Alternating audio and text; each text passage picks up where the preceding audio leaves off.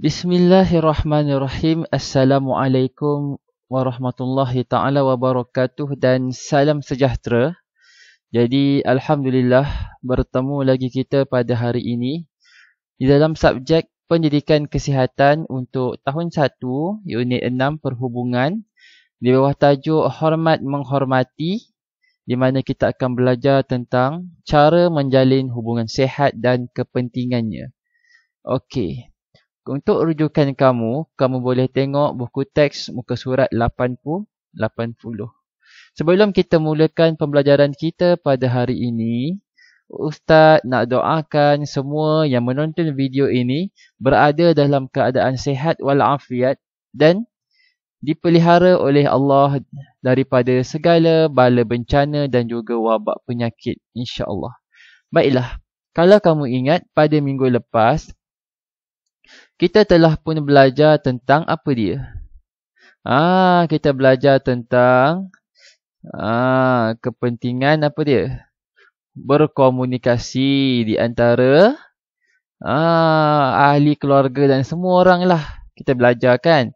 Baiklah, pada minggu ini pula, kamu rasa-rasa apa yang akan kita pelajari? Okey, kita nak belajar tentang hubungan sihat. Apa dia hubungan sihat tu, Ustaz? Okey, kita akan tengok. Okey, maksud perhubungan secara sihat adalah perhubungan yang apa? Perhubungan yang tidak menyebabkan rasa yang negatif seperti marah, sedih.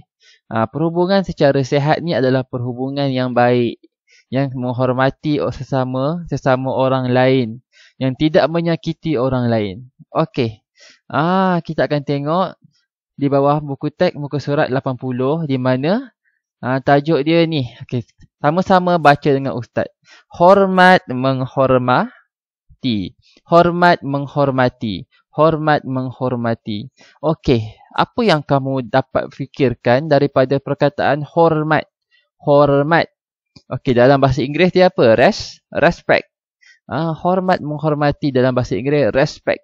Okey, maksudnya kita menghormati seseorang tu adalah kita tidak melakukan sesuatu yang akan menyakitkan dia ataupun membuatkan dia rasa marah ataupun membuatkan dia rasa sedih. Bila mana kita menghormati seseorang, kita akan jaga perasaan dia.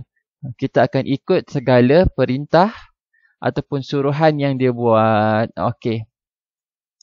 Jadi kita akan sambung pada minggu ini. Buku ni menceritakan tentang seorang budak bernama Elson. Okey. Tengok mouse Ustaz. Kita akan baca sama-sama. Elson berhubung secara sehat dengan mereka. Siapakah mereka itu? 1, 2, 3, 4, 5. Ada 5 golongan yang Elson berhubung secara sehat. Okey, yang pertama adalah ibu bapa. Ni Elson, ni ayah dia, bapa dia, ni ibu dia. Okey, macam mana cara kita untuk berhubung secara sehat dengan ibu bapa kita? Siapa tahu? Okey, bagus. Antara cara kita untuk berhubung secara sehat dengan ibu bapa kita adalah menghormati ibu dan bapa. Dengar cakap ibu bapa. Jangan melawan. Jangan jadi anak yang derhaka. Anak yang derhaka, dia akan melawan cakap ibu bapa dia. Dia akan marah ibu bapa dia.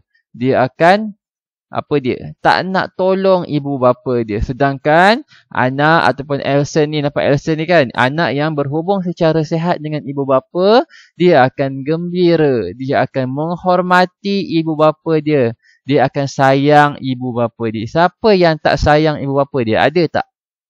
Tak ada. Semua orang sayang ibu bapa masing-masing. Jadi, untuk berhubung secara sihat dengan ibu bapa, yang paling penting menghormati ibu bapa. Okey, seterusnya. Pihak yang kedua adalah penjaga. Macam mana berhubung secara sihat dengan penjaga, Ustaz? Okey, penjaga ni siapa? Ingat tak hari tu kita dah belajar? Penjaga ni orang yang menjaga kita semasa ketiadaan ibu dan bapa. Kalau ibu dengan bapa pergi kerja, atuk yang jaga kita. Ataupun siapa? Ada pakcik jaga kita. Mereka adalah kita panggil ataupun kita gelar sebagai penjaga. Dalam gambar ni, Elson sedang menghulurkan satu cawan air kepada penjaga dia. Jadi macam mana cara nak berhubung secara sihat dengan penjaga? Okey, antaranya adalah berbuat baik kepada penjaga. Tolong bagi dia air. Kan? Bagi air, bawakan air. Kalau dia sakit tangan, urutkan tangan penjaga kita. Jangan buat bising. Tolong bagi air. Tolong bawakan makanan. Berbuat baik dengan penjaga kita. Sebab apa kena buat baik? Sebab penjaga kita adalah orang yang menjaga kita. Kalau dia orang tak jaga kita, siapa yang nak jaga kita? Tinggallah kita seorang-seorang dekat rumah masa ibu dengan bapa pergi kerja. Nak ke macam tu? Tak nak. Jadi kena berbuat baik dengan penjaga. Okey, seterusnya yang ketiga siapa ni Ustaz? Okey, anggota keluarga. Siapa anggota keluarga? Okey, anggota keluarga adalah siapa dia? Adik-beradik. Ni Elsa, ni abang dia. Yang ni kakak dia. Mereka bermain bersama-sama. Jadi macam mana cara nak berhubung secara sihat dengan adik-beradik, dengan anggota keluarga ni? Yang paling penting adalah bekerjasama. Kita dalam dunia ni ada adik-beradik kita sahaja yang keluarga dengan kita. Betul tak? Dengan mak ayah kita. Kalau kita abaikan keluarga kita, siapa lagi lah yang nak sayang kita? Kita ada abang, kita ada kakak. Kita kena jaga abang dan kakak kita. Jadi bekerjasama. Tak nak bergaduh, tak nak pukul-pukul, tak nak marah-marah. Main sama-sama, main elok-elok. Tengok Elsa dengan abang dia dan kakak dia. Senyum seluas-luasnya. Sebab apa? Seronok. Bekerjasama, main sama-sama, tak bergaduh. Okey, seterusnya rakan sebaya. Rakan sebaya. Siapa yang rindu rakan-rakan dia dekat sekolah? Ramai yang rindu kawan-kawan, betul tak? Jadi macam mana kita nak berhubung secara sihat dengan kawan-kawan? Mengasihi. Kita kena sayang kawan-kawan kita. Sewaktu COVID-19 ni, tak boleh nak jumpa kawan-kawan. Boleh jumpa dekat mana? Dalam WhatsApp. Boleh telefon kawan-kawan. Hello Ahmad. Ahmad sihat ke hari ni? Alhamdulillah sihat. Fawaz macam mana? Sihat ke? Sihat. Boleh telefon kawan-kawan. Boleh WhatsApp kawan-kawan. Boleh video call kawan-kawan. Yang penting lepas sembahyang angkat tangan. Doakan kawan-kawan supaya kawan-kawan semua sihat. Lepas habis COVID-19 boleh sama-sama pergi ke sekolah. Okey, seterusnya jiran. Apa jiran tu Ustaz? Jiran adalah orang yang duduk sebelah kiri, sebelah kanan, sebelah depan, sebelah belakang, sebelah atas, sebelah bawah rumah kita. Orang yang duduk sekeliling rumah kita. Kan? Macam mana nak ni buat berhubungan secara sihat dengan jiran? Okey, yang apa? Nak sentiasa peka dengan keperluan jiran. Sekarang tengok kita dah buat kempen bendera putih. Kamu tahu tak bendera putih tu apa? Bendera putih, kalau ada orang yang tak cukup makanan, lapar, dah dalam keadaan susah, dia akan kibarkan bendera putih depan rumah dia dan kita kena bahagi bantuan. Sekarang ni zaman COVID-19, ramai orang susah. Betul tak? Ramai orang tak ada makanan, kesian. Ramai sangat-sangat. Jadi kita sebagai jiran kena buat apa? Tengok Elson, dia bagi buah rambutan dekat jiran dia. Jadi kita kena apa? Kita kena berbuat baik ataupun peka dengan keperluan terhadap jiran. Tengok jiran, kalau kita ada makanan lebih boleh hantar dekat dekat jiran. Bagi jiran makan sama-sama dengan kita. Okey, seterusnya. Okey, seterusnya ini adalah ini adalah apa dia? Okey, ini adalah situasi di mana kita yang pertama berjumpa dengan kawan. Apa khabar? Khabar baik. Tanya khabar. Zaman-zaman sebelum COVID kita bolehlah bersalam. Sekarang dah COVID tak boleh nak salam. Kena letak tangan dekat dada tunduk Assalamualaikum. Apa khabar? Khabar baik. Alhamdulillah. Tak boleh salam. Kena jaga penjarakan sosial. Okey, seterusnya apa dia? Okey, dalam bas, kita tengah duduk, tiba-tiba ada makcik tak larat, dia kena berdiri, tak ada kerusi. Apa kita buat? Kita bangun, sila ambil tempat duduk saya. Makcik ni bagi tahu apa? Terima kasih, kesian makcik ni berdiri penat. Kita muda lagi, lelaki berdiri tak apa. Kita kuat lagi ni, tak apa berdiri. Bagilah makcik yang penat ni duduk. Okey. Soalan dia, berikan contoh etika perhubungan yang lain. Apa dia contoh-contoh yang kamu rasa? Kan, dengan siapa lagi kita kena berhubung secara sihat? Soalan pula, mengapakah hubungan ini penting? Kenapa penting hubungan ni, Ustaz? Okey, kita akan tengok. Yang ini tadi, cara menjalin hubungan sihat. Macam mana cara nak menjalin? Yang pertama, menghormati ibu bapa.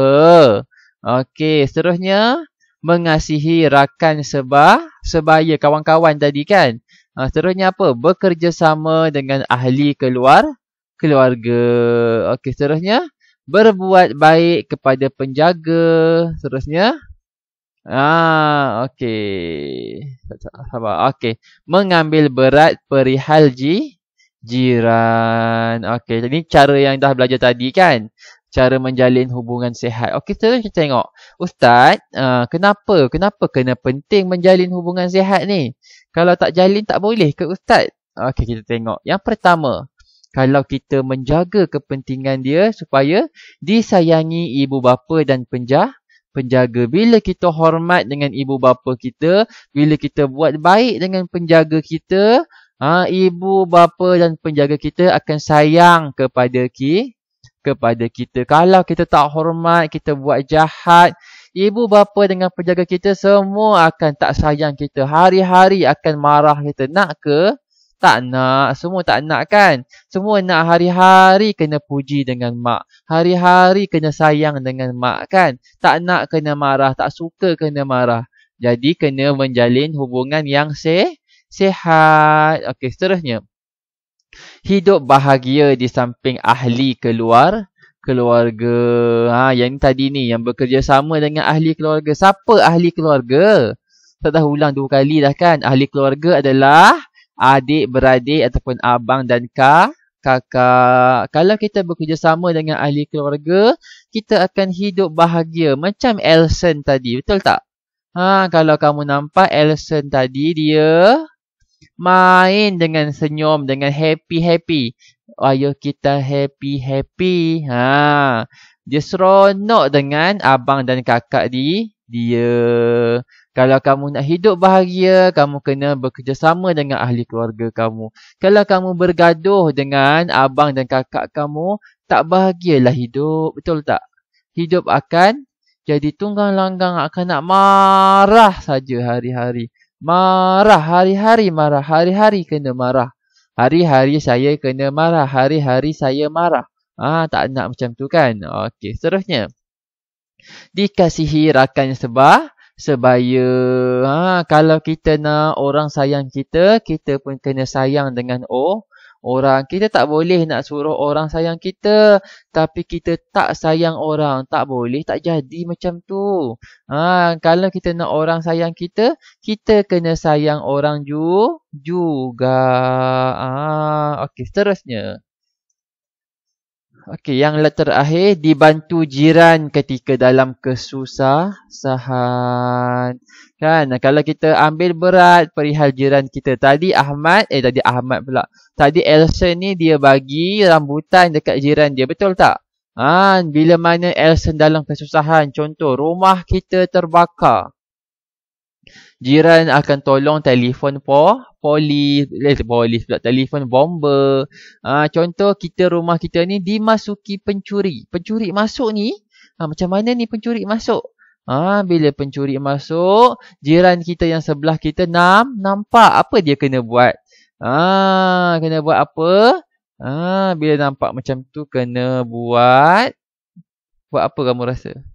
Betul, kena telefon polis, telefon 999. Bayangkan kalau kita tak baik dengan jiran kita. Jiran kita pun tak suka dengan kita, kan? Tiba-tiba rumah kita dimasuki perompak ataupun pencuri. Macam mana? Bila jadi macam tu, apa kita kena buat? Nak buat apa? Kesian. Jiran sendiri pun tak nak tolong kita. Last-last, habislah rumah kita kena rompak. Jiran tak nak tolong. Jadi, kita kena menjalin hubungan sihat dengan jiran. Okey, jadi Alhamdulillah, kamu dah pun belajar cara menjalin hubungan sihat dengan siapa? Ibu bapa, dengan penjaga, dengan rakan sebaya, dengan ahli keluarga dan juga dengan jiran. Jadi, kenapa kena buat macam tu? Kenapa kena jalin hubungan sihat? Sebab ada beberapa ataupun banyak sangat kepentingan yang kamu dah belajar hari ni. Kalau nak kena sayang ibu bapa, nak hidup bahagia, nak dikasihi rakan, nak dibantu jiran, kita kena menjalin hubungan sihat dengan mereka. Itu sahaja. Sekian wabillahi taufiq wal hidayah. Assalamualaikum warahmatullahi taala wabarakatuh. Terima kasih. Jumpa lagi.